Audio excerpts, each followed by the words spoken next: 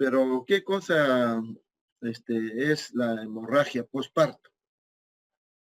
En primer lugar, esta se llama primaria, la hemorragia postparto, cuando ocurre dentro de las primeras horas del parto, dentro de las primeras 24 horas. Y secundaria, cuando se produce después de las 24 horas hasta las 12 semanas postparto, esa hemorragia postparto secundario. Esta hemorragia postparto es la principal causa de muerte, sobre todo en los países pobres, fundamentalmente, porque en los países ricos necesitan 30 unidades de sangre y le ponen las 30 unidades y tienen todo un aparataje para tratar a las mujeres politransfundidas, ¿no? Cosa que no existe en nuestros países, donde el riesgo de morir por hemorragia postparto en los países pobres es 1000 veces más que en los países ricos. Y esto es particularmente pues importante, decía, en el Perú, si nosotros queremos luchar contra la muerte materna, y tenemos indudablemente que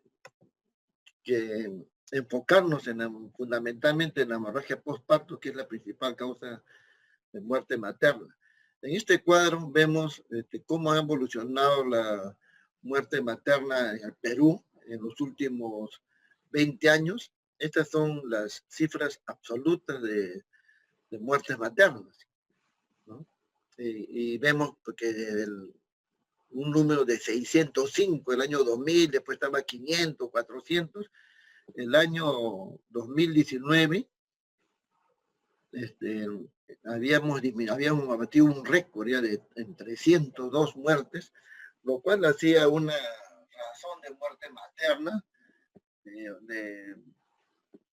de menos de 80 muertes por 100.000 nacidos vivos.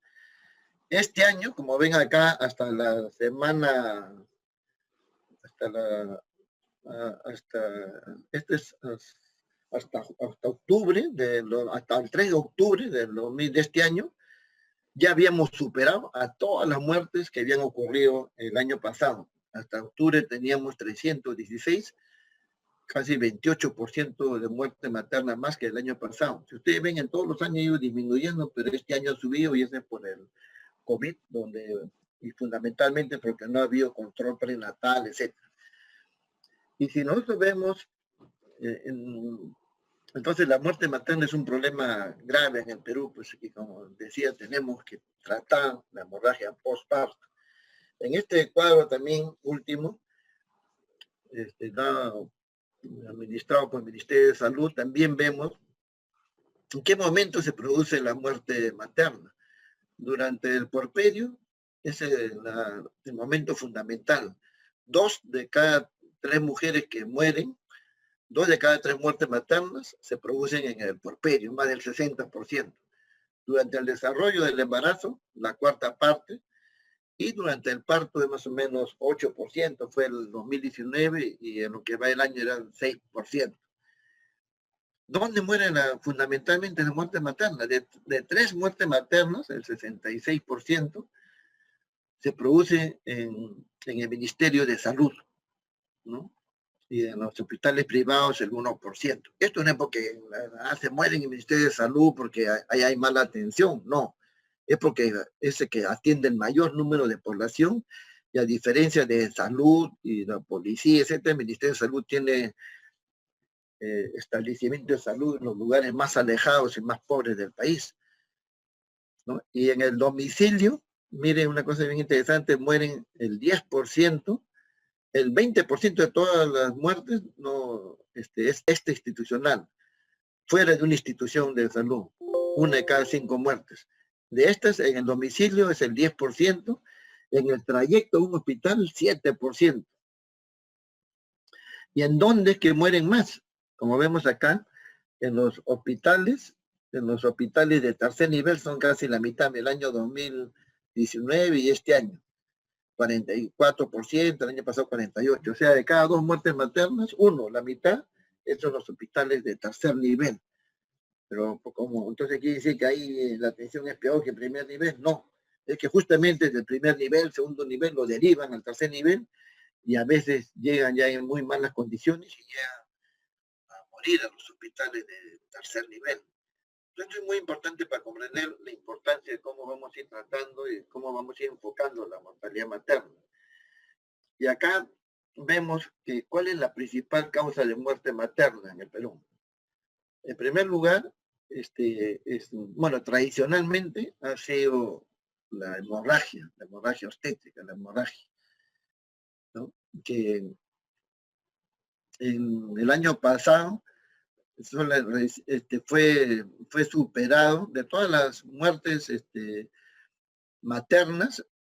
Siempre la hemorragia estaba en el 50%, después bajó al 40% y después al 30, 33%, la principal causa de muerte materna. Y en segundo lugar, los trastornos hipertensivos, ¿no? El año pasado ya casi estaba superando un poco la preeclampsia, pero y en este año también, pero siempre la hemorragia, como digo, 30 y tantos por ciento, 19, 26% que da acá se refiere a las causas directas, pero si lo consideramos en total, ese es el porcentaje, ¿no?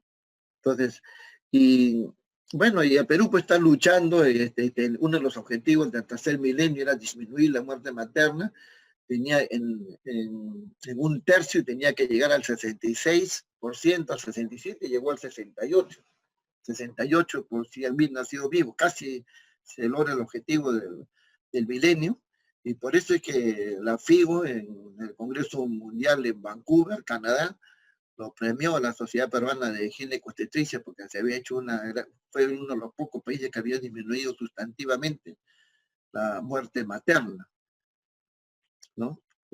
Acá, como vemos, hemorragia, 34%. Y el puerperio es la causa fundamental. Y acá, como le decía, la muerte materna, la razón de muerte materna está disminuyendo, pues, de lo que era 318 el año 1980, disminuye, y eso porque estamos disminuyendo la muerte materna por las hemorragias. El objetivo del milenio para el 2015 era llegar a 66, y como le digo, se llegó a 67, casi ahí, por eso que el 2016 en Vancouver se premió, ¿no? Yo era presidente de la Sociedad Peruana de Gineco-Obstetricia y recibimos un premio a nombre de la sociedad de 67%, según esta cifra de la UNICEF. Bueno, pero entonces, como se había dicho en la introducción también, doctor Mascaro, la hemorragia es un problema grave, causa mucha mortalidad. Pero ¿cómo se define la hemorragia postparto? Hay una definición tradicional, ¿no? Que dice que es cuando se pierde más de 500 centímetros cúbicos en un parto normal, o más de 1 litro en una cesárea, o más de 1.500 centímetros cúbicos en una cesárea más histerectomía. Eso sería hemorragia postparto. Más de 500 en un parto normal, o más de 1.000 en una cesárea. Pero esta definición en realidad no tiene mucho sustento, ¿no? Porque, en primer lugar, ¿quién mide? Nadie ha visto, estoy seguro de ustedes, ha visto que un parto se han puesto a medir, no, acá ha sangrado 520 centímetros cúbicos, entonces una hemorragia, no se mide. Segundo, se puede cuantificar, sin embargo, todos los estudios dicen que siempre hay una subestimación de las pérdidas, ¿no? Y eso se han hecho infinidad de pruebas. Se pone en un recipiente un líquido rojo como si fuera sangre, por ejemplo, se ha hecho acá cuando han venido expertos. A ver, vayan pasando los ginecólogos expertos, ¿cuánto hay de sangrado ahí en ese recipiente? Uno dice 200, el otro dice 1 litro, el otro 500, y nos dicen 200, 300, y en realidad ha habido 1.000, siempre se subestima. Entonces, esta no es una buena forma, a pesar que está en los libros, todo, no es una buena manera de definir la hemorragia postparto. Y por eso está en revisión. Ya ha sido cambiado ese concepto, mejor dicho. Entonces, otro concepto también era que cuando la madre baja en 10 puntos, el hematocrito también se considera una hemorragia postparto. Decíamos, ya como no podemos medir, no se mide bien, vamos a considerar la hemorragia cuando el hematocrito disminuye en 10 puntos. Pero acá viene que muchísimas mujeres no tienen, van sin examen de hemoglobina, no tienen hematocritis, si lo tienen desde hace 2 meses, 3 meses, y como sale ahorita 20 el hematocrito, pues cómo sabemos si tenía solamente 23 hace unos días, hace ayer, antes del parto. Entonces tampoco es muy práctico eso. Entonces lo que se ha quedado ya, y cada vez esto lo planteó primeramente el Colegio Americano de Ginecobstetricia, después ha hecho más o menos suya con algunas variantes, esta definición que vamos a decir ahora de la hemorragia postparto, la han hecho suya el Colegio Americano de Ginecobstetricia, la COG, el Royal College de Inglaterra, la Sociedad de Ginecobstetricia de Nueva Zelanda y Australia, y la mayoría la hace, ¿no? Dice, es cualquier sangrado anormal en cantidad o duración, ¿no? Que ocasione una inestabilidad hemodinámica en la madre. O sea, cualquier sangrado que cause trastornos hemodinámicos, o sea, que baje la presión, etcétera, esa sería una hemorragia postparto. Ya no tanto que perdió 500, etcétera, ¿no? Entonces, la ACOG, la última definición de la ACOG, que es de octubre del 2017, de los Colegios Americanos de Ginecobstetricia, considera la hemorragia postparto como cualquier sangrado mayor a 1000 centímetros cúbicos durante las 24 horas que siguen al parto, incluyendo el trabajo de parto. Fíjate, ya no es inmediatamente después del parto, no, 24 horas siguientes al parto, incluyendo el trabajo de parto y o trastornos hemodinámicos. O sea que puede ser que no sangre esa cantidad, pues se producen trastornos hemodinámicos, hemorragia postparto. Esa es la definición de la COG. Sangrado mayor de 1000 centímetros cúbicos en las siguientes horas siguientes al parto, incluyendo el trabajo de parto, acompañado de trastornos hemodinámicos, ¿no? Entonces, esta definición clásica, pues ya la figura ha cambiado. Esta es la definición que le decía que hace el Colegio Americano, el American College de Obstetricia y Ginecología, decía de octubre de 2017, la última definición, y también el Royal College también tiene unas definiciones más o menos semejantes.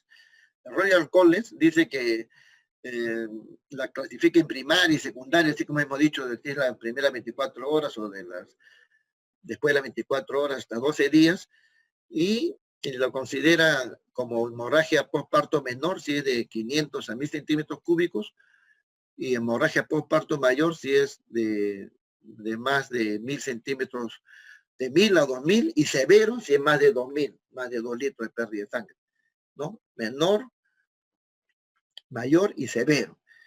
Y la otra, todas estas instituciones pues son las líderes en cuanto a los protocolos, etcétera, en ginecobstetricia. La COG, el Royal College, la Sociedad Australiana y de Nueva Zelanda de Ginecobstetricia, y también la Sociedad Española de Ginecobstetricia. Y la Sociedad Australiana dice que la hemorragia postparto también pone primaria y secundaria según lo que hemos dicho, y lo dice que también lo pone, sigue considerándole como tradicionalmente se hacía 500 a 1000 centímetros cúbicos, pero siempre y cuando haya trastornos hemodinámicos. Entonces, eso es lo que manda ahora, que se produzcan trastornos hemodinámicos. Ahora, ¿cuál es la etiología? ¿Por qué se produce la hemorragia postparto?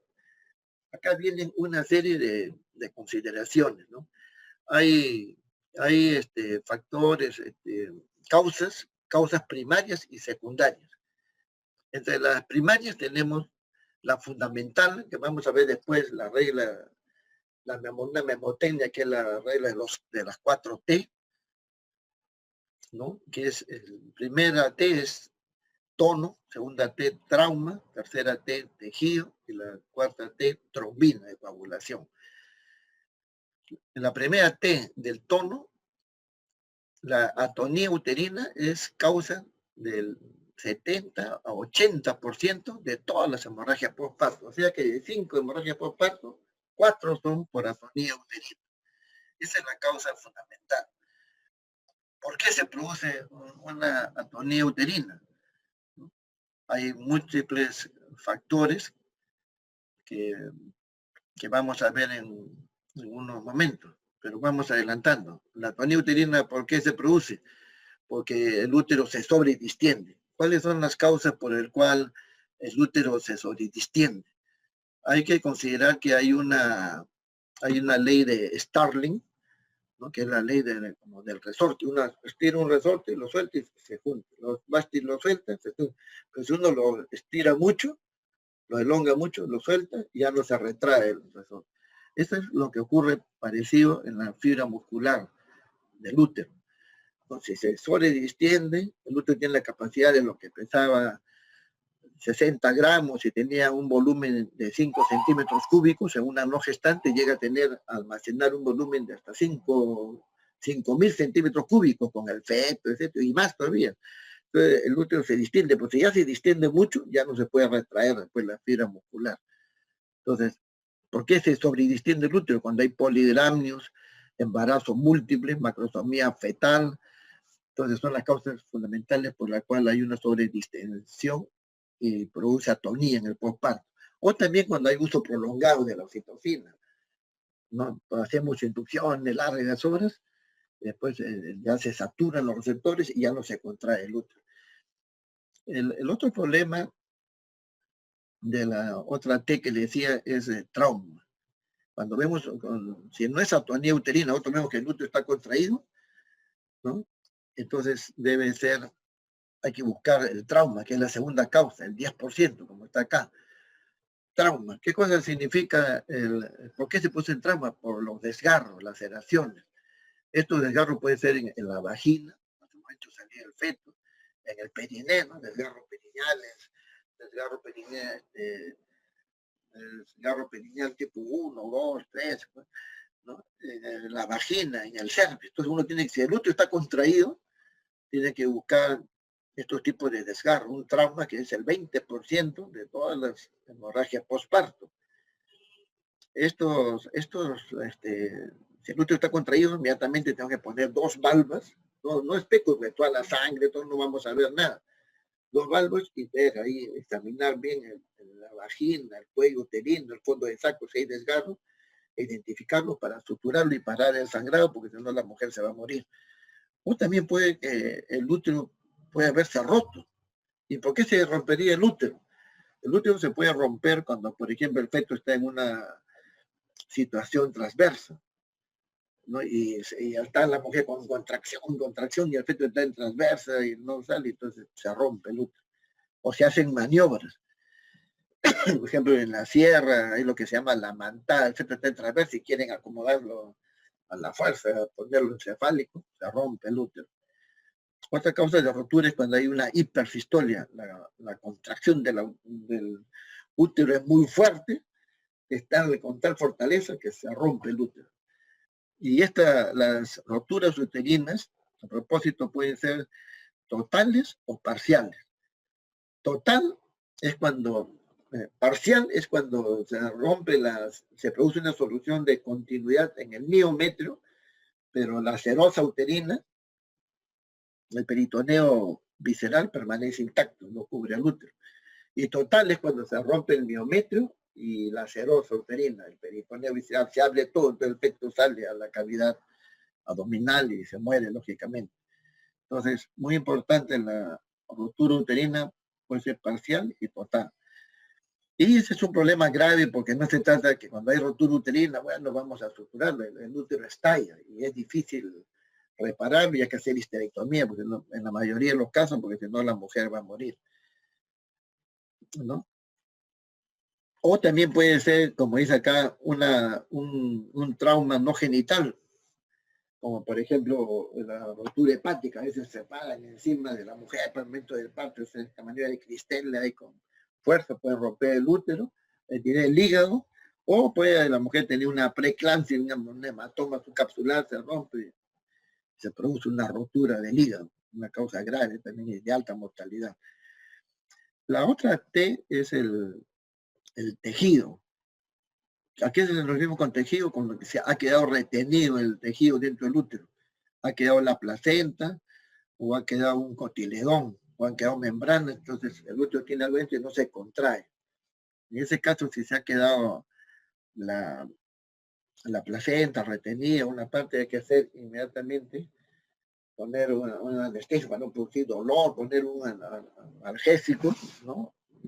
Para no producir una reacción vagal, y se introduce la mano en una forma así, porque tampoco no meter así la mano, no, así, siguiendo el cordón umbilical, va siguiendo hasta llegar a la placenta y ahí hace así como una cuchara y decola la placenta y lo extrae. Y con esto pueden salvar una vida, con esa maniobra sencilla, donde hay una retención de placenta. Y un problema gravísimo, de altísima mortalidad, es la inversión uterina. La inversión uterina es una de las emergencias más dramáticas y más fatales que hay en obstetricia. ¿Y qué significa? Que el contenido interno del útero sale hacia afuera, se vierte, ¿no? Es como un calcetín, ustedes lo ponen al revés. Esa es así la inversión uterina. ¿Esto por qué se produce? Se produce porque no se hace la maniobra fundamental en el alumbramiento dirigido, es que poner esta mano suprapúdica presionando así, suprapúdico, para evitar que se venga todo y uno va haciendo una tracción suave del cordón umbilical en el alumbramiento dirigido.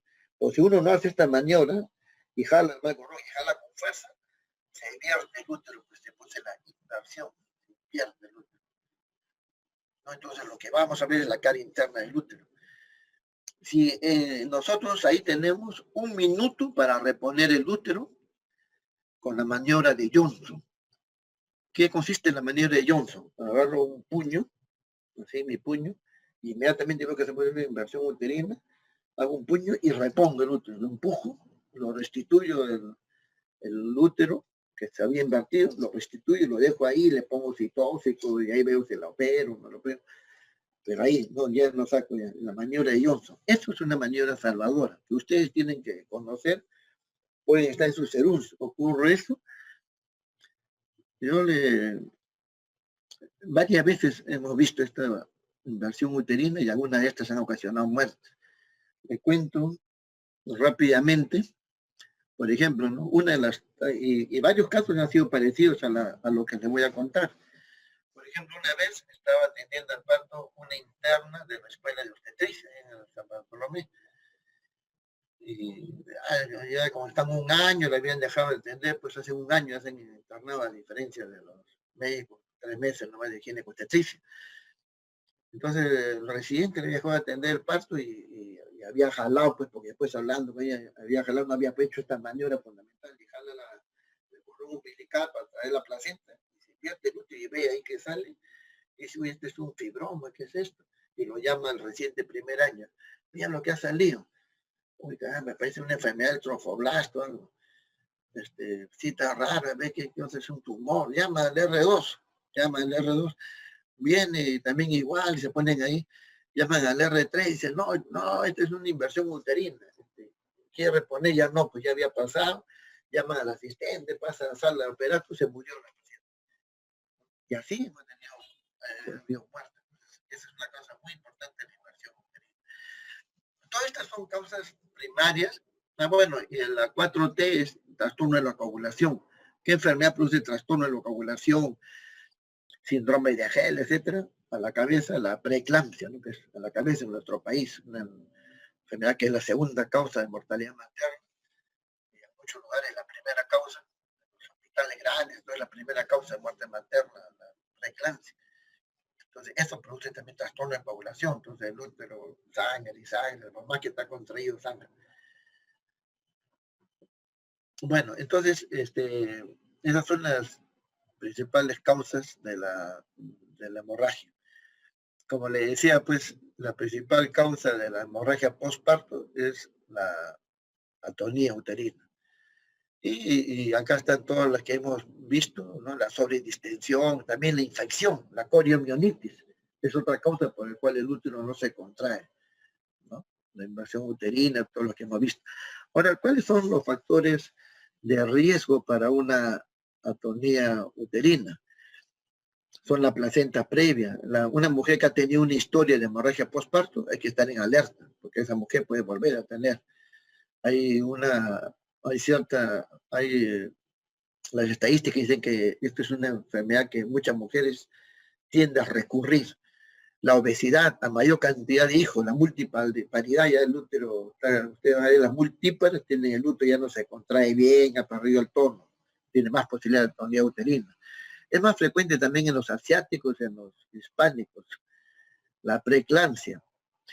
Pero también hay un gran número que no tiene ninguno de estos factores de riesgo y se produce la hemorragia postparto, ¿no? Entonces, sin tener ningún factor de riesgo previo. Habíamos, bueno, acá ya hemos dicho nuevamente acá también bueno, todas las causas de distensión del útero que había dicho, el polidramio, gemelo, macrosomía, también los fibromas, a veces los úteros fibromatosos, miomatosos, también tienen dificultad para contraerse, ¿no? La invasión uterina, que como dice ahí, pues por jalar excesivamente el cordón umbilical, ya. Los trastornos de coagulación puede ser por la preeclampsia o si no, también a veces por infección severa, por las sepsis también produce trastorno de coagulación, la embolia del líquido amniótico también, el administrar excesivamente cristaloides también puede producir trastorno de coagulación, o una mujer que está con terapia anticoagulante por alguna enfermedad inmunológica, etcétera, todo eso causa la cuarta T, ¿no? Trombina, trastorno de coagulación. Y así hay, como ven acá también, hay otros factores de riesgo, ¿no? Que muchos factores, y uno de ellos es la placenta acreta, que es otro problema y que cada vez se ve más en la actualidad. Cada vez vemos más placenta acreta, que ahora se llama el síndrome o el espectro de adherencia placentaria, es el nombre que se le ha puesto en la actualidad.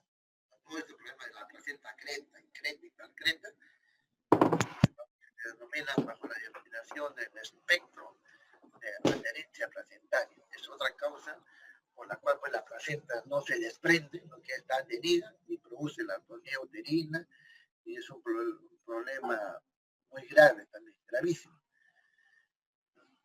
Entonces nosotros tenemos que evaluar pues, estos factores de riesgo. Pues, en el control prenatal, ¿no? Uno, antes del parto, y en el control prenatal uno tiene que evaluar. Esta mujer ha tenido preeclampsia, entonces depende, vuelve a tener preeclampsia, o está con preeclampsia esta señora, entonces puede tener trastorno de coagulación, cómo está su perfil de coagulación, etcétera, para entrar a atender el parto, a operar.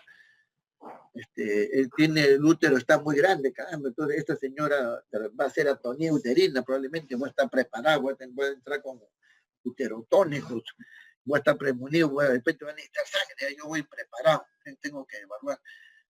Esta señora tiene polidramio, el útero está distendido, entonces inmediatamente que salga el feto, que se produzca el parto o la cesárea, voy a administrar, voy a hacer masaje uterino, voy a administrar uterotónico, voy a tener sangre para reponer. Entonces, esa es la forma de evitar la muerte materna. La obstetricia es prevención. De todas estas muertes maternas que hemos visto que hay en el Perú, la gran mayoría han sido prevenibles, han podido evitar.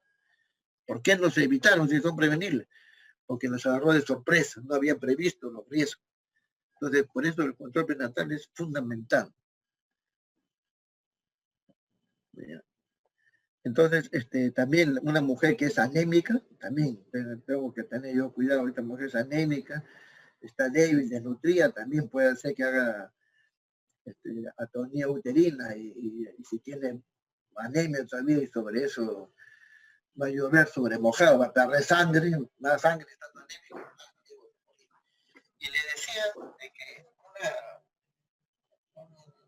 una entidad de que cada vez vemos nosotros en mayor medida es el acretismo placentario, el espectro de la adherencia placentaria.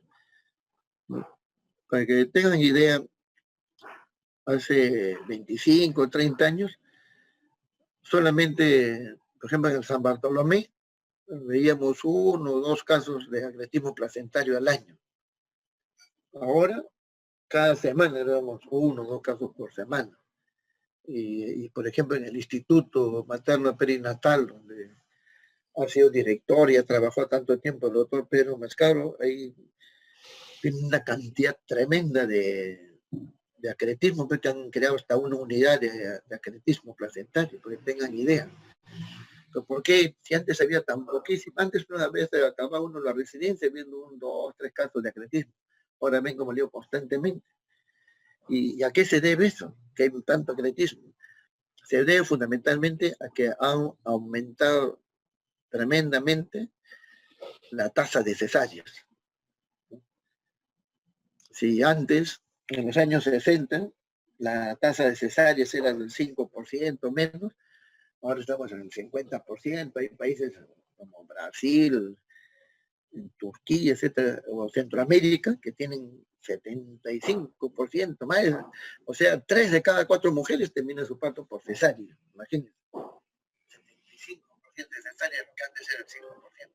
Entonces, ese aumento excesivo de cesárea ha dado lugar a que aumente el acretismo, pero no exactamente por la cesárea, porque si nosotros vemos las estadísticas, una mujer,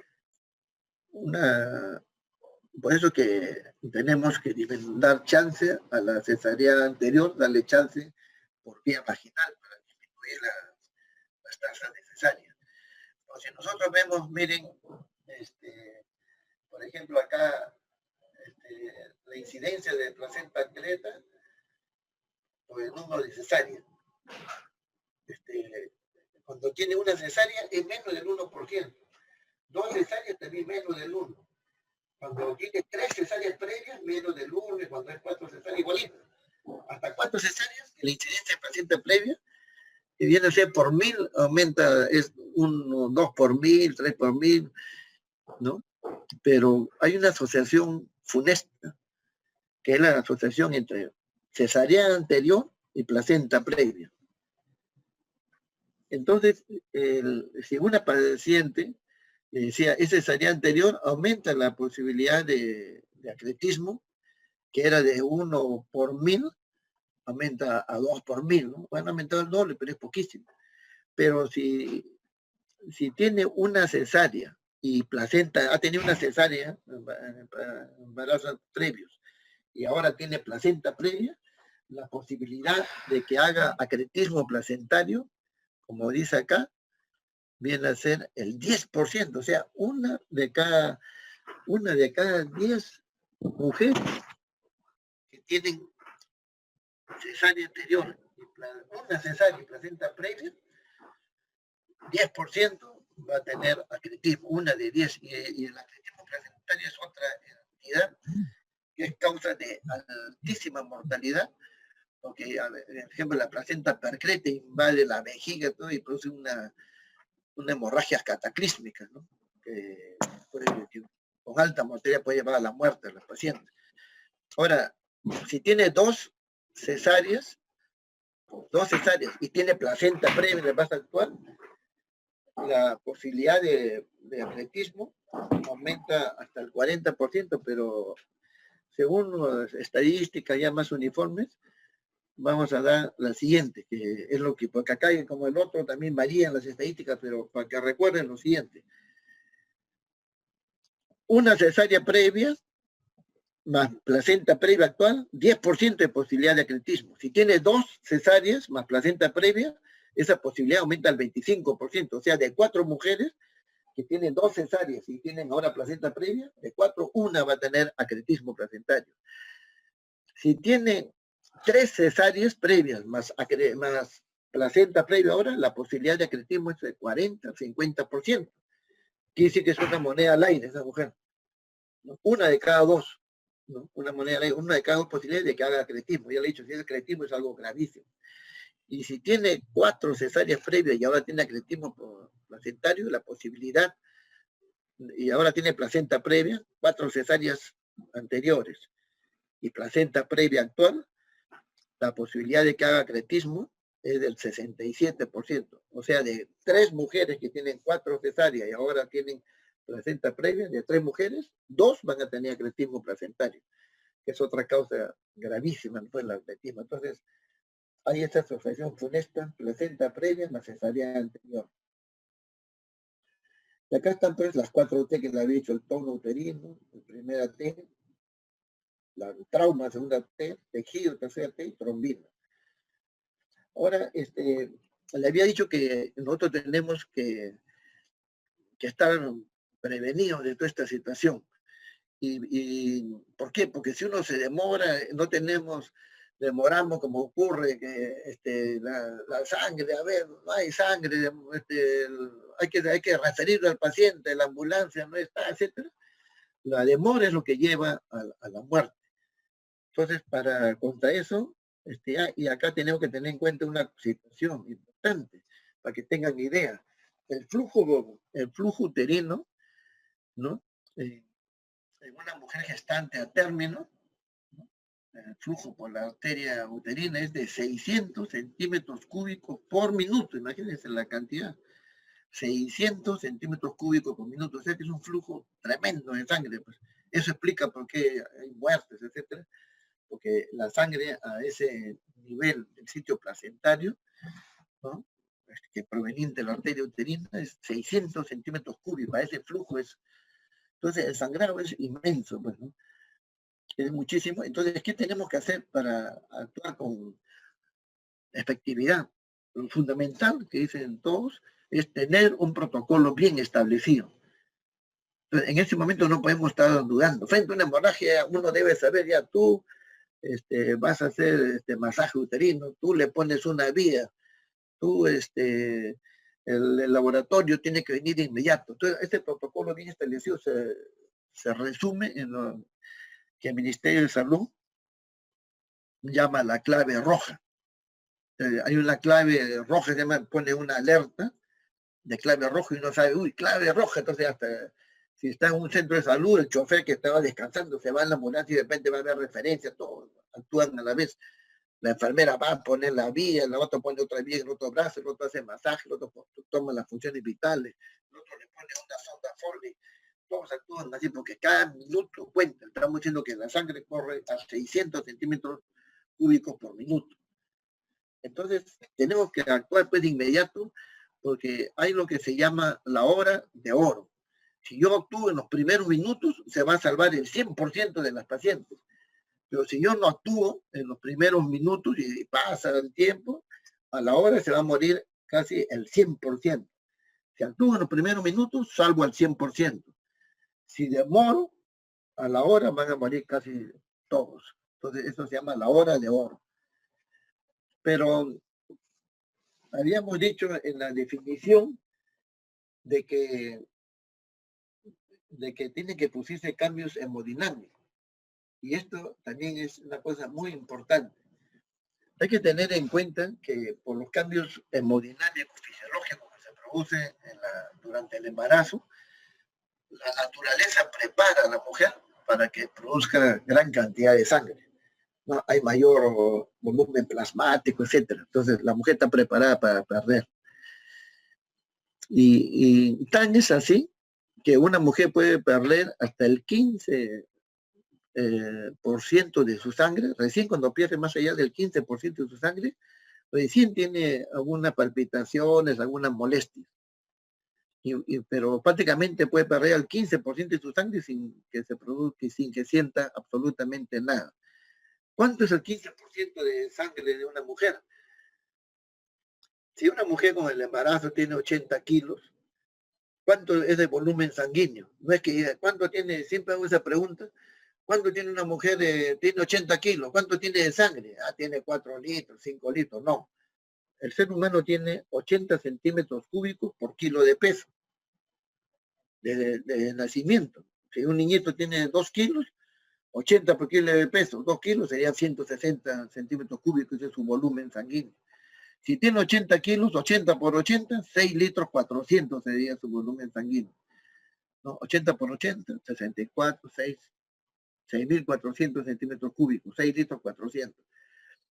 Y puede perder el 15%. ¿Cuánto es el 15% de 6 litros 400? El 10% sería 640 y 5% a la mitad, 320, 960. O sea, puede perder casi 1 litro de sangre y la mujer no sentir absolutamente nada. Si cualquier mujer ahorita que no está gestando pierde 1 litro así rápidamente, se choque, se puede hasta morir. Pues la gestante no. Y eso es lo que ocasiona la subestimación. Dice, no, está normal, no, ha perdido poquito, ha perdido 100 centímetros de sangre. No, no, ha perdido ya 1 litro y está normal. Y recién cuando pierde del 20 al 25%, o sea, la cuarta parte de su sangre, de 6 litros, la cuarta parte es 1,5 litros más o menos, recién tiene taquicardia, un poco de sudoración, hay un poco de mareo. Y cuando pierde la tercera parte de su sangre, o sea, la mujer 80 kilos, 2 litros de sangre, recién ya tiene una taquicardia de más de 120, ya tiene palidez, recién le baja la presión sistólica menos de 90. Y cuando ha perdido el 40% o la mitad de su sangre, recién entra en shock hipovolémico, imagínense.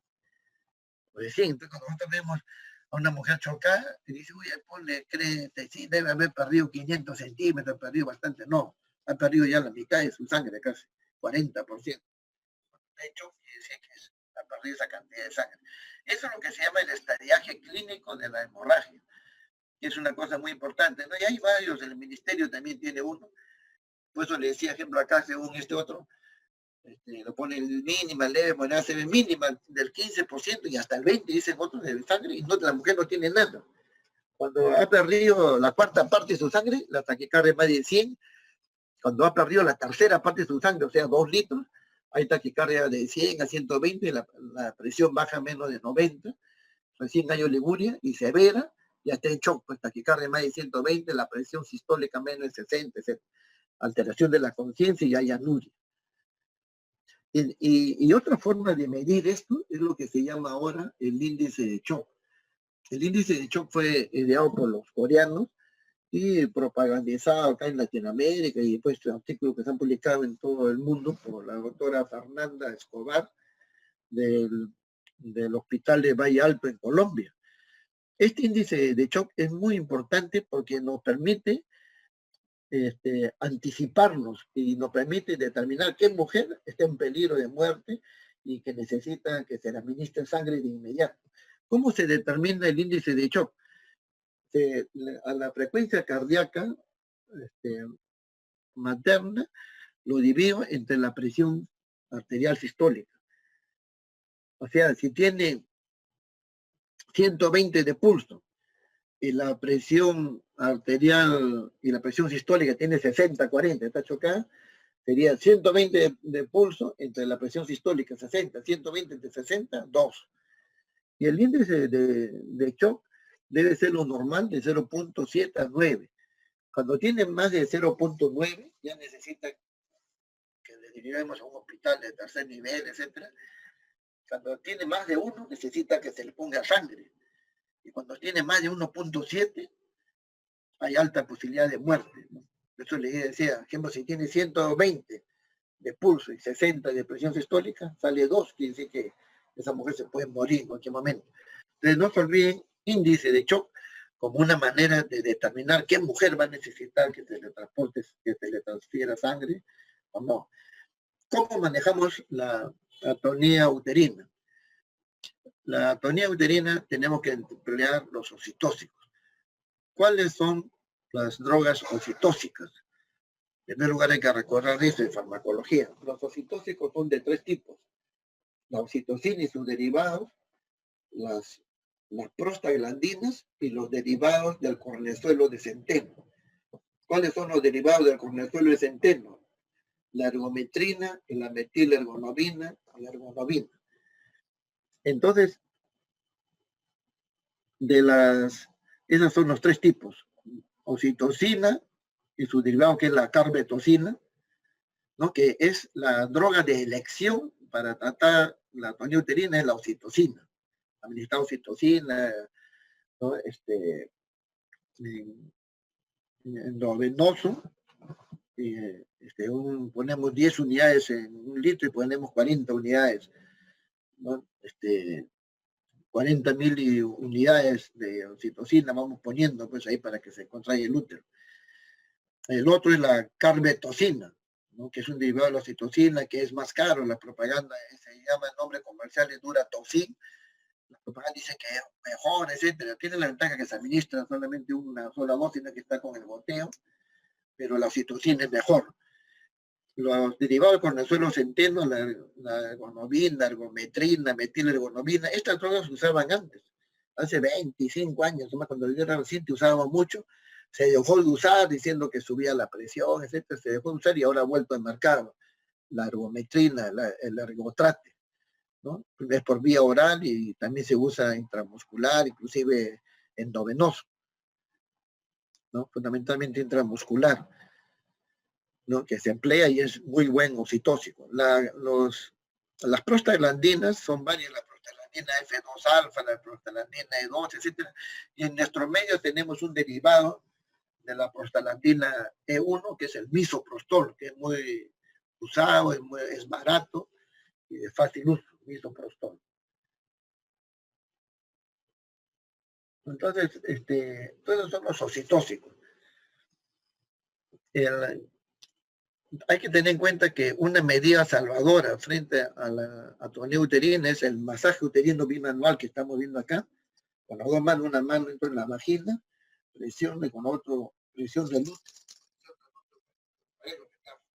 Flojo, y tengo que estar masajeando constantemente hasta que se resuelva el problema.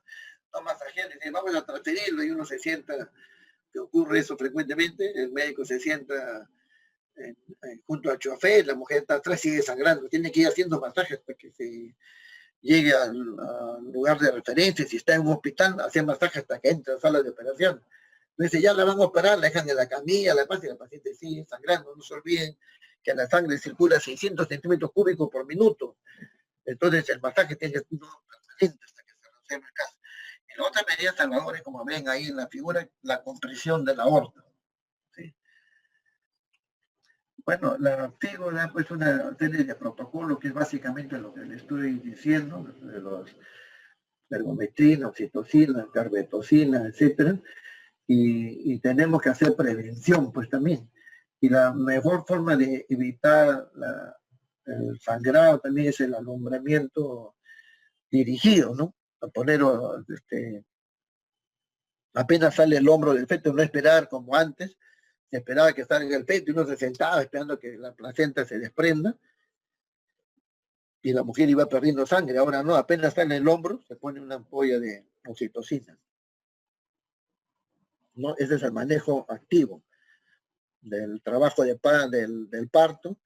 Hay que hacer masaje uterino y la tracción del cordón umbilical debe ser suave, ¿no? No jalar con fuerza, si no se produce una inversión uterina, en cuyo caso, ¿qué maniobra fundamental tenemos que hacer? La maniobra de Johnson, ¿no? Reponer el útero, haciendo en la mano un puño. Bueno, entonces, todos esos medicamentos, porque el tiempo nos gana. El misoprostol, como les decía, es un tipo de prostaglandina E1, es termoestable, a diferencia de la oxitocina, que con el calor se descompone, es barato en nuestro medio, y la dosis que se usa para la dosis ideal para la atonía uterina es 100 microgramos, el misoprostol viene en microgramos, 100 microgramos sublingual, porque sublingual se absorbe rápidamente. También se ponen 1000 hasta 1200, hemos puesto vía rectal. La literatura dice que al administrar por vía rectal pasa el metabolismo por el hígado, etcétera, y demora por media hora o más, 40 minutos, dice. Entonces, y nosotros tenemos que actuar rápidamente. Entonces, lo ideal es la vía sublingual. ¿Cuál es el riesgo del misoprostol? el riesgo fundamental, el más funesto, es la hipertermia maligna, ¿no? Que felizmente en nuestro medio solamente ha habido 3 casos y no ha habido, como en otros países de todo el África, que mueren la gente. Acá le decía cómo con la vía sublingual, que es esta, anaranjada, cómo adquiere picos, y acá están los minutos, adquiere rápidamente picos altos, y es lo que queremos, que actúen de inmediato, porque cada minuto cuenta. Después tenemos que administrar, pues, sangre, sus derivados. Entonces tenemos que también no solamente administrar sangre, sino que tenemos que administrar factores de coagulación, porque la mujer está perdiendo. Y tenemos que administrar paquetes globulares de Matías, ¿no? Paquetes de glóbulos rojos, y también tenemos que administrar fibrinógeno, plasma fresco congelado. Y esto porque tenemos, por cada 2 unidades de sangre, también administrar gluconato de calcio, porque la sangre tiene citrato con el almacenar, para conservarlo, y eso produce hemólisis. Entonces tenemos que administrar eso. Que vamos a ver, bueno, hay que ponerle a la paciente en tren de Lemburg, administrar cristaloide, pero lo ideal es administrar en proporción de un paquete de sangre, un paquete de plasma fresco congelado, y poner plaquetas también.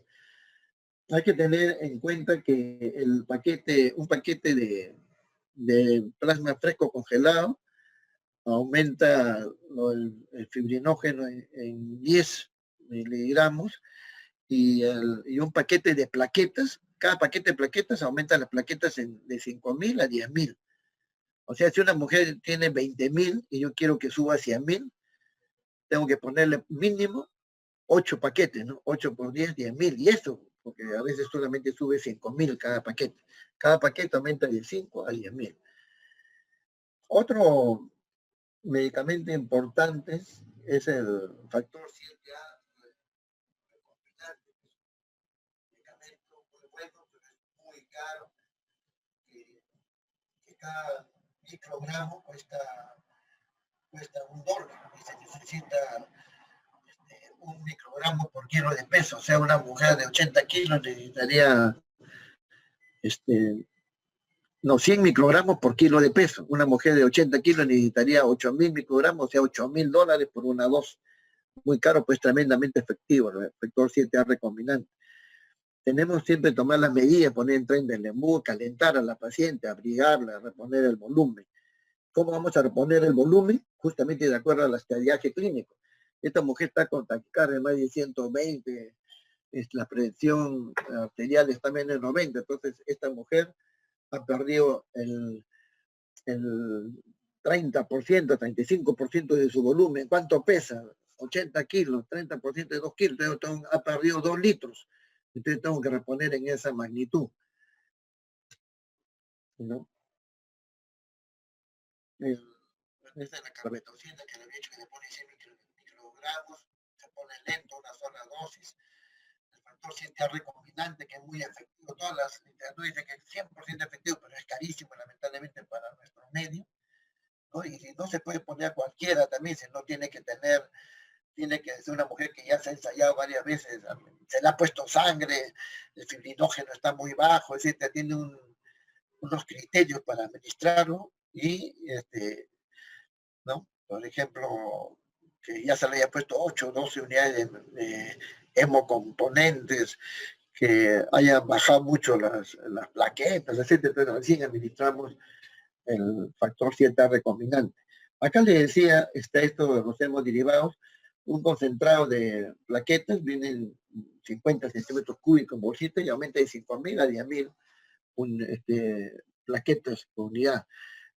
Un paquete de glóbulos rojos, de hematíes, aumenta el hematocrito en 3 y la hemoglobina en 1. El plasma fresco congelado viene en bolsas de 250 centímetros cúbicos, y aumenta el fibrinógeno en 10 miligramos por decilitro. El plasma fresco congelado.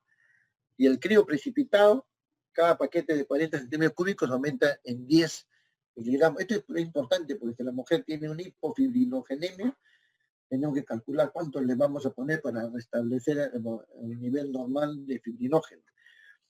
Bueno, entonces en cuanto a las drogas, el taponamiento uterino, antes se usaba, yo usaba, cuando ya recién hemos salvado vidas con eso, después se dijo que no se usaba, y ahora hay literatura que dice que sí se puede usar, pero tener acá lo fundamental es no dejar espacios libres, porque si yo no tapono bien, sin dejarle un espacio libre, dejo un espacio, ahí se acumula la sangre, y vemos que no sale sangre y se está acumulando por ahí. Sería negativo eso. Si es que se usa, porque no tenemos nada, claro, la idea no es usar otra cosa, pues si no tenemos gasa nomás, le ponemos y salvamos la vida, ¿no? Pero tener en cuenta esa posibilidad. Las otras posibilidades de salvar la vida, ya no rinde con tratamiento médico, tenemos que hacer para conservar el útero, la ligadura de la arteria uterina o la ligadura de la arteria hipogástrica. También son recursos quirúrgicos para calmar el sangrado, ¿no? En la ligadura hipogástrica tiene que ser por expertos, porque a veces por hacer la ligadura hipogástrica me demoro una hora y pues no puedo, va a ser histerectomía, ya la mujer ya se sangró más, ya está en choque irreversible, etc.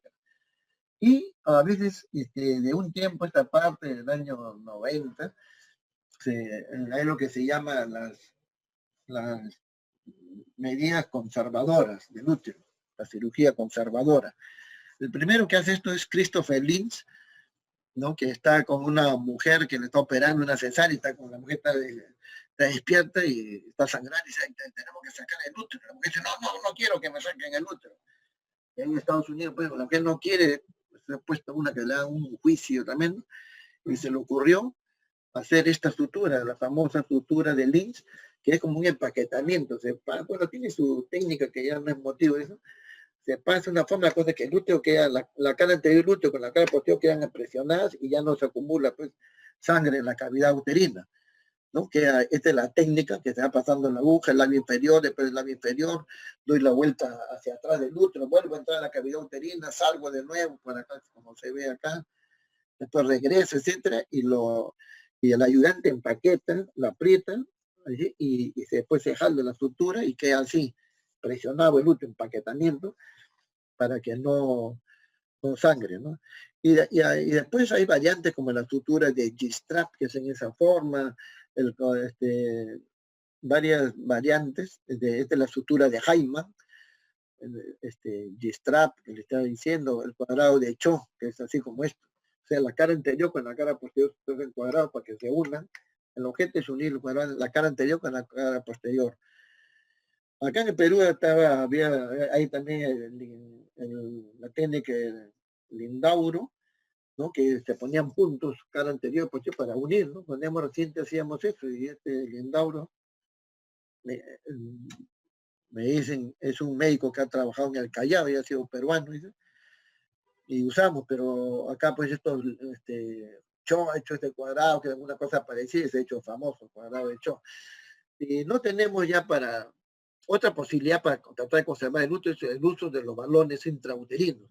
Se pone un balón acá como en la figura y se llena de líquido, entonces se distiende dentro de la cavidad uterina, ¿no? Y hace compresión y evita el sangrado, ¿no? Este es el famoso balón de Bakri. Esto cuando salió era caro. Entonces, como era muy caro el balón de Bakri, empleaban otro tipo de balones, como el balón de Rus, que se emplea para la próstata, o si no, también el balón de Seinstaken-Blackmore, que se emplea para las hemorragias gástricas, así. Son los balones intraúteros, son útiles dentro del útero y son efectivos. Ahora ya el balón de Bakri ya ha bajado de precio y ya se puede comprar, ya está asequible, es muy útil. O si no tenemos estos balones, podemos emplear una sonda Foley. Introducimos una sonda Foley, la inflamos dentro del útero, la llenamos con líquido y eso puede comprimir. Si una sonda es insuficiente, podemos poner 2, 3 sondas de Foley. Y si no tenemos sonda Foley, mira cómo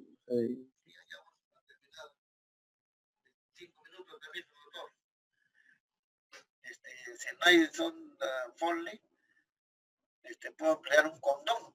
El condón también es muy efectivo, lo voy llenando de líquido y puede soportar hasta 1 litro de eso. Ahí tenía un video que, bueno, ya no estoy pasando, se va inflando hasta 1 litro dentro del útero y eso hace compresión el condón.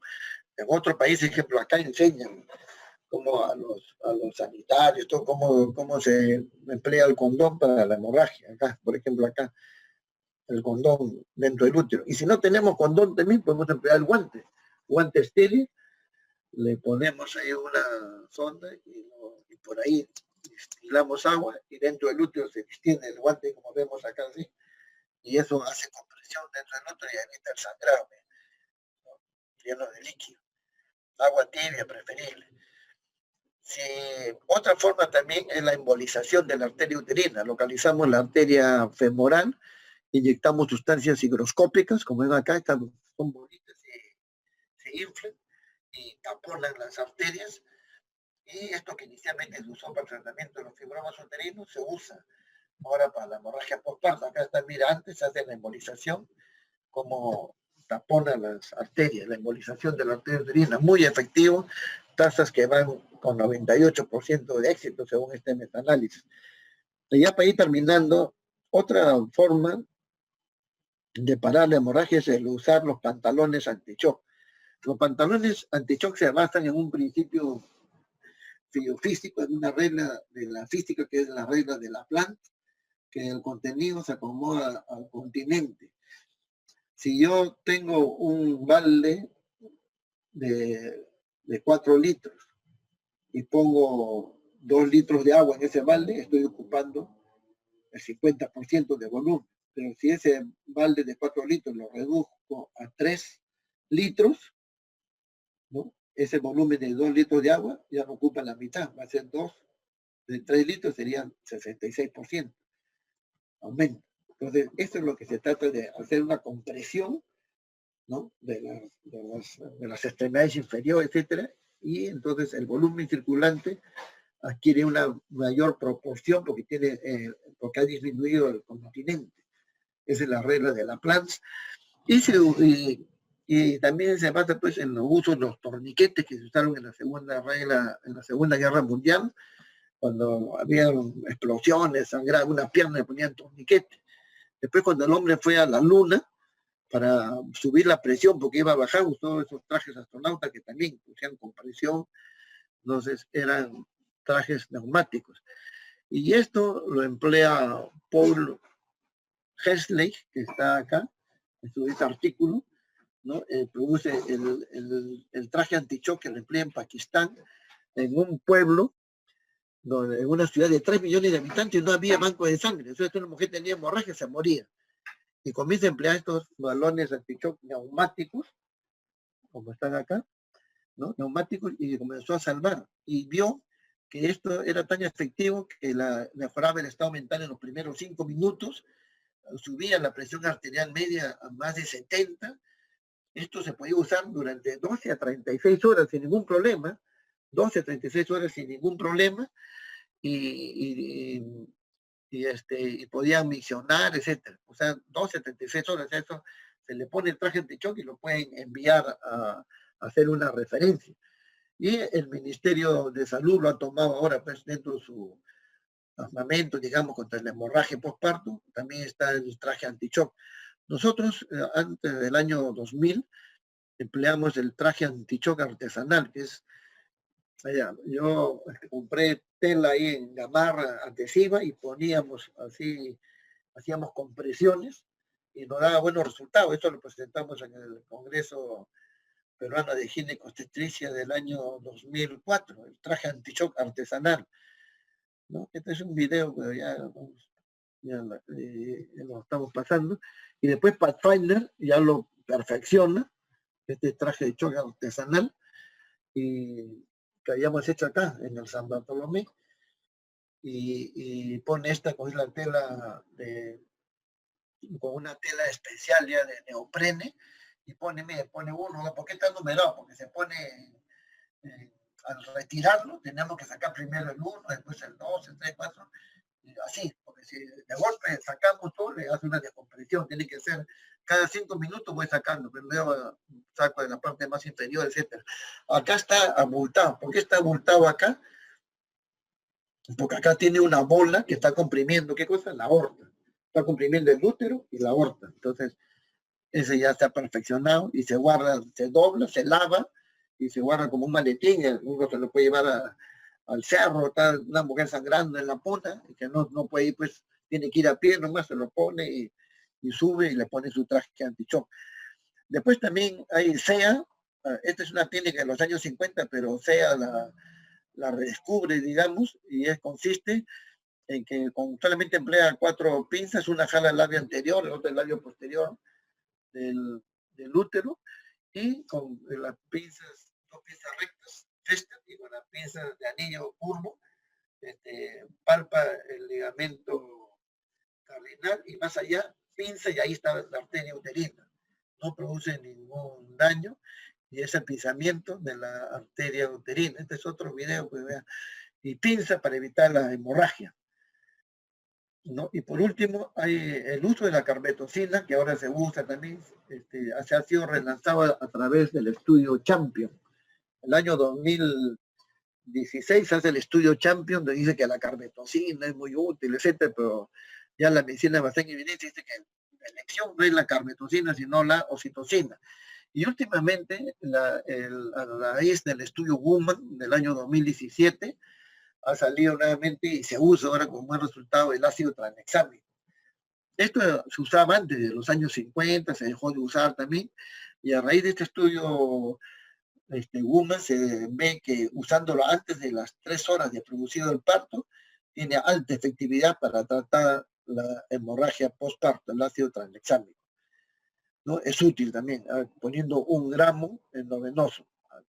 Muy bien, entonces hemos querido así, es un tema muy largo, pero hemos querido así, tocar todos los aspectos que tienen que ver con la hemorragia postparto.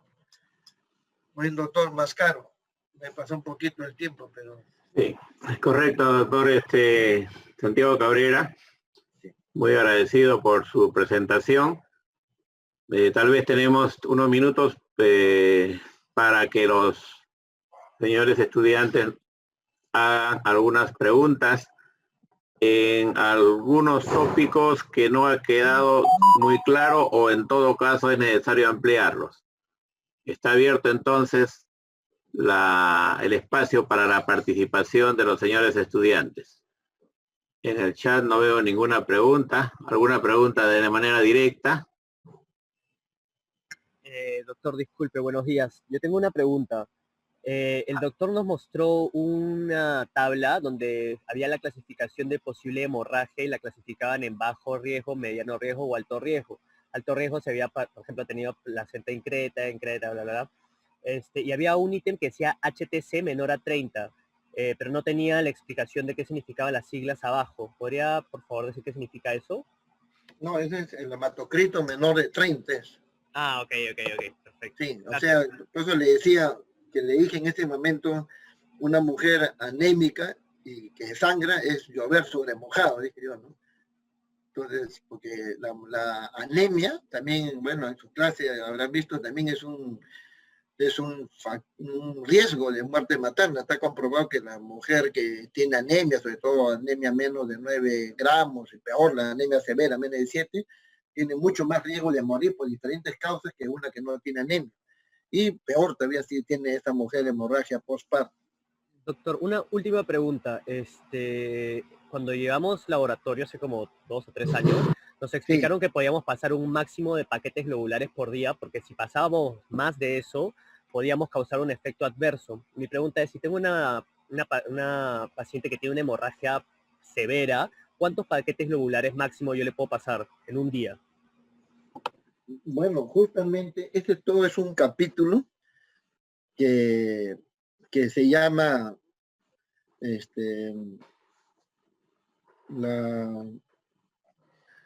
¿cómo se llama? La politransfusión o la transfusión masiva, ¿no? Justamente en la revista de la Sociedad Peruana de Higiene Obstetricia en el primer número de este año, en el último del año pasado, hay un capítulo ahí que lo escribe el doctor La Rosa, sobre la politransfusión. Esto para que ahí hace un resumen, ¿no? Este es un problema en nosotros en el hospital y seguramente en el Instituto Materno Perinatal. ¿Cuántas mujeres hay que han recibido más de 20 unidades de sangre? Eso, pero lógicamente, por eso le decía, en otros países no mueren de hemorragia, pues necesitan 20 unidades, las 20 le ponen y no pasa nada. Pero para poner más de 10 unidades más de 10 unidades de sangre se llama politransfusión o transfusión masiva. Para poner más de 10 unidades no solamente necesitamos sangre, necesitamos todo un aparataje y una tecnología. Tenemos que ver el fibrinógeno, tenemos que dosar una serie de sustancias y eso es un manejo especializado ya por especialistas. Entonces, ellos en los países adelantados, en todos los centros, necesitan 20, 30 unidades de sangre, le ponen 30. ¿No? Hace poco conversaba con un médico de Canadá, me decía ahí cuántas veces han puesto más de 30 unidades de sangre, pero para eso se necesita todo un aparataje, toda una infraestructura, pues. En cualquier, si no se tiene eso, no se podría hacer una transfusión masiva que es de más de 10 unidades. Eso requiere una serie de consideraciones adicionales. Ok, doctor. Entonces, solo para estar seguro, acá en Perú, ya que no tenemos esa tecnología, máximo podemos poner 10. No, es de acuerdo a, en el Perú, por ejemplo, en San Bartolomé, en el Instituto Materno Perinatal, ponen más de 20 unidades. ¿Cuántas veces en San Bartolomé ponen? En todos los hospitales grandes se pone. En los hospitales pequeños, donde no se reúnen no tienen esa infraestructura, lógicamente, si necesitan más sangre, la tienen que derivar a otro lugar, porque en primer lugar que no cuentan con la sangre, y segundo que no tienen todas las sustancias para poner, porque ahí no solamente se trata de poner sangre, tienen que poner fibrinógeno, tienen que poner plasma fresco congelado, ¿no? Y esos, cada paquete, llega un momento en que por cada paquete tiene que poner un paquete de plasma fresco congelado y un paquete de plaquetas. Imagínense. Y también fibrinógeno, ¿dónde hay? Acá no hay, ¿dónde hay plaquetas? Para conseguir plaquetas, ese problema nosotros tenemos que a veces nos presta el Instituto Nacional de Enfermedades Neoplásicas, ir a otro hospital, a veces el Instituto Materno Perinatal necesitamos plaquetas, nos envían, nosotros tenemos también, pero nosotros producimos, San Bartolomé tiene su producción de plaquetas, pero muy poco. Entonces los hospitales como Neoplástica, el Instituto Materno Perinatal, si tienen ese método, proveen plaquetas, plasma fresco congelado, etcétera. Pues si tienen todo eso se puede poner, pues si no, hay peligro. Y no olvidar que la sangre está, pues el almacenamiento tiene citrato y eso produce hemólisis. Entonces hay que poner también gluconato de calcio, todo es un capítulo aparte eso, ¿no? Bien, doctor Cabrera, hay algunas otras preguntas en el chat y le voy a pedir su respuesta muy puntual para que así los alumnos aclaren estas interrogantes. Dice Betsy Ramos, disculpe, ¿puede repetir la dosis del misoprostol?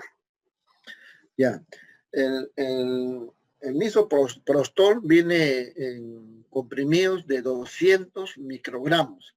Para la hemorragia postparto, según la SOG, la Federación Latinoamericana de Sociedades de Obstetricia y Ginecología, y la FIGO, lo ideal es 600 microgramos, o sea, 3 comprimidos sublingual. Ese es lo ideal, 600 microgramos sublingual.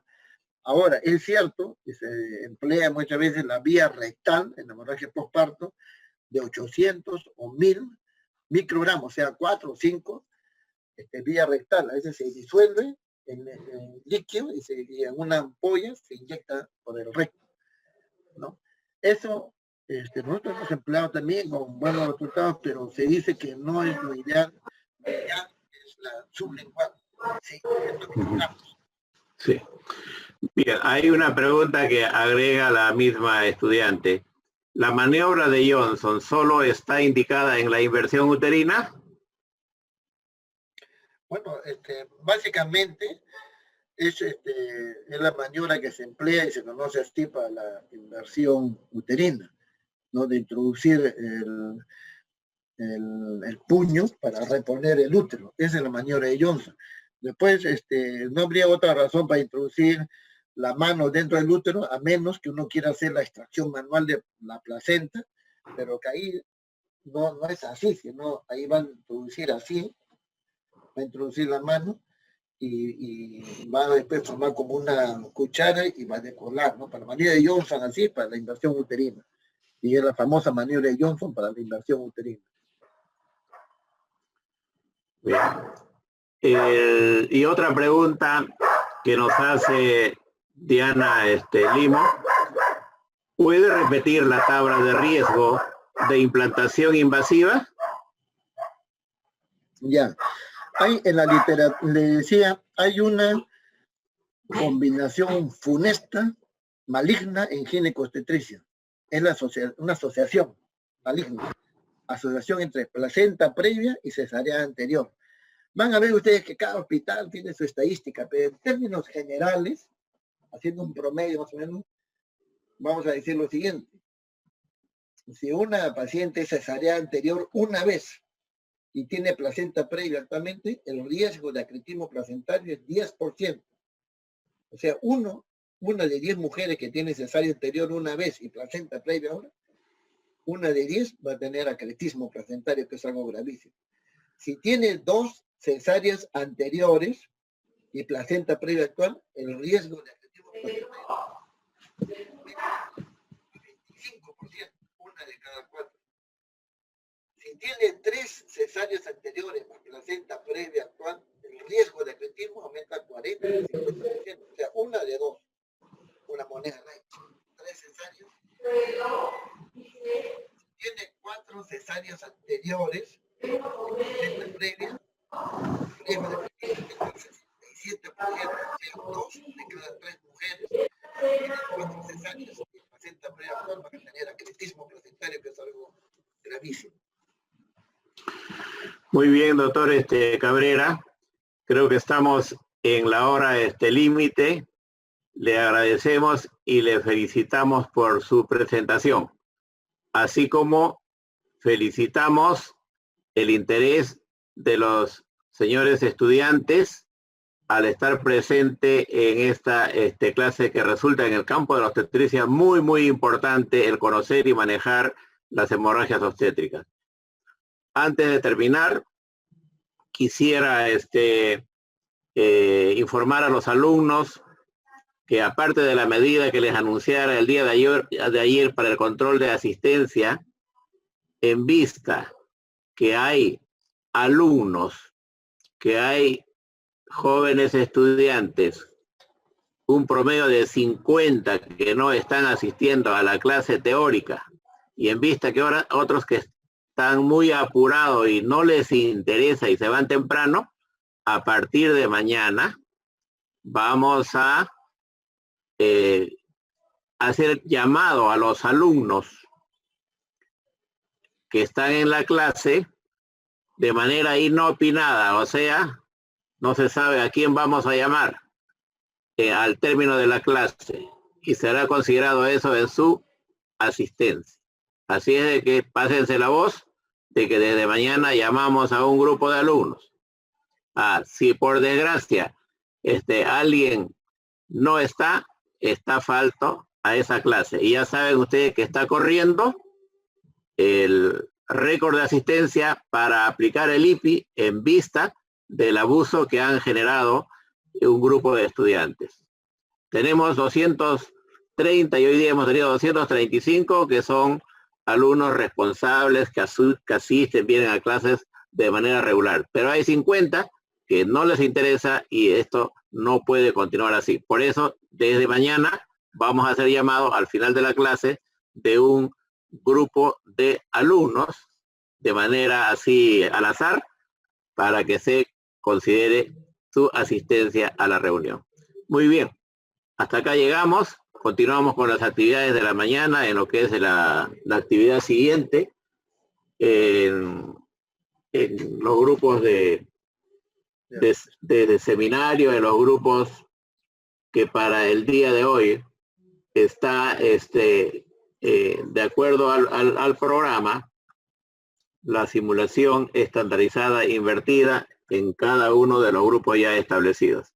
Muy agradecido, doctor Cabrera, nuevamente, y también el reconocimiento a los señores estudiantes que muestran su permanente interés. Tengan ustedes muy buenos días. Doctor, disculpe, buenos días. Doctor, una consulta. Díganos. Sí, ¿hay posibilidad de que el link para entrar a las teorías esté en el aula virtual? Porque sinceramente buscarlo en Facebook, los links a veces es difícil porque aumentan y a veces uno en verdad se pone a buscar. Es cierto que tenemos media hora para entrar, ¿no? Pero sería mucho más factible para muchos que esté en el aula virtual, porque uno antes, en el segmento de ginecología, nosotros entramos al aula virtual y al toque poníamos el link y automáticamente nos generaba el correo de inscripción al curso. Ahora no, ahora uno tiene que tener cuidado de que no presionemos el número, porque si uno entra por un código, no te llega el correo virtual, no te llega el correo la inscripción del curso. Entonces, la verdad es que sería mucho más fácil de repente para evitar confusiones o bueno, las personas que entremos realmente se nos haga más fácil la inscripción también, ¿no? Sí, ¿tienen dificultades para entrar? Perdón, acláreme. Sí, doctor, lo que pasa es que hay dos formas de entrar a la clase. Uno que poniendo un código, el cual no te genera la inscripción al curso, que algunas veces nosotros en mi caso yo he entrado porque no me había percatado, y otro es que uno entre como invitado. Si uno entra como invitado, te genera un correo de inscripción al curso. Entonces, algunos de nosotros, por apurados, no hemos leído a veces que teníamos que entrar como invitados y hemos entrado por un código y no nos llegaba el correo. O sea, yo tengo como 3 clases que yo he entrado así, por ejemplo. Entonces, también no sería justo que para los que hemos entrado por despistados, porque es la verdad, somos despistados a veces, nos pase eso, ¿no? Entonces sería de repente más fácil que se vuelva a la forma en ginecología que el link estaba en el aula virtual, uno entraba al aula virtual y al toque te generaba la inscripción, pues, ¿no? Porque por inscripción también es una forma de asistencia. Sí, informática ya ha hecho la programación para todo el desarrollo del curso. Hay que, en todo caso, adaptarse al nuevo sistema, porque ya a estas alturas modificarlo es un poco difícil, porque es un trabajo que ha hecho informática. No había posibilidad. Nosotros vamos cuando tienen dificultades de manera reiterativa, infórmenos, avísenos para tener esto en cuenta y coordinar con informática. Pero por otro lado les pedimos, tomen la previsión de entrar un poco más temprano para que no tengan dificultades, de tal manera de que todos mostramos el interés en estar presente en la clase y estar un poquito más temprano. Muy bien, doctor, muy buenos días con todos ustedes, continúen con sus actividades. Hasta luego, doctor. Gracias, doctor Cabrera, buenos días. Gracias. Buenos días.